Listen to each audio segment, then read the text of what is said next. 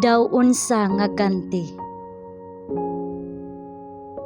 1 Corinto kapitulo 3 bersikulo 14. Kun mulungtad man ang bisan kinsang buhat nga natukod sa ibabaw sa patukuranan, nan siya magadawat og ganti.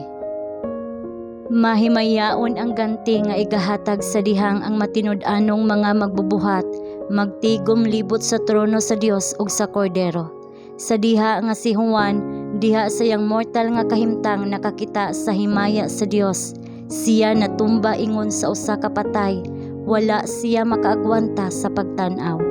Apan kun ang mga anak sa Dios makasulob na sa pagka-immortal, sila makakita kaniya ingon nga mao siya. Sila mobarog atubangan sa trono, gidawat diha sa hinigugma. Ang tanan nilang kasalanan gipapas, ang tanan nilang kalapasan gikuha.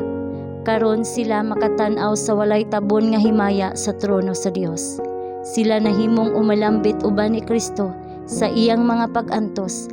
Sila nahimong mga magbubuhat uban kaniya diha sa plano sa katubsanan, ug sila mga umalambit uban kaniya diha sa kalipay sa pagkakita sa mga kalag nga naluwas diha sa gingharian sa Dios, didto sa pagdayeg sa Dios hangtod sa kahangturan.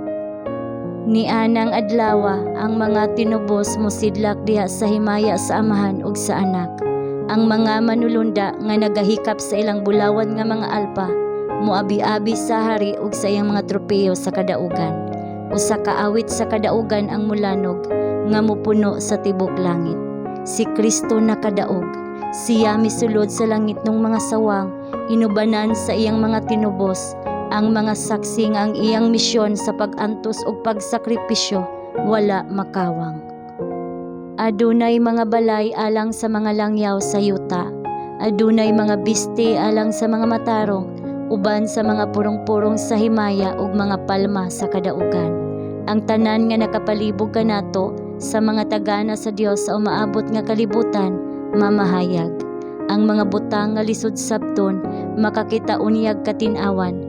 Ang mga misteryo sa grasya mo padayag sa atong atubangan, diin ang atong walay kinutuban nga mga hunahuna nakadiskubre lamang sa kalibog ug guba nga mga saad. Atong makita ang labing hingpit ug matahom nga panag-uyon.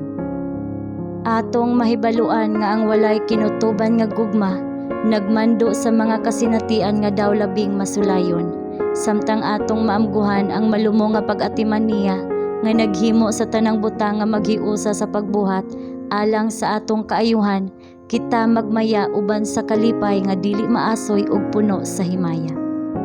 Ako nag-awhag kaninyo sa pag-andam alang sa pag-anhi ni Kristo diha sa mga panganod sa langit. Pangandam alang sa paghukom nga sa diha nga si Kristo moabot nga pagadayigon sa tanan nila nga mituo, kamo mahimo nga uban ni adtong kinsa mosugat kaniya diha sa kalinaw.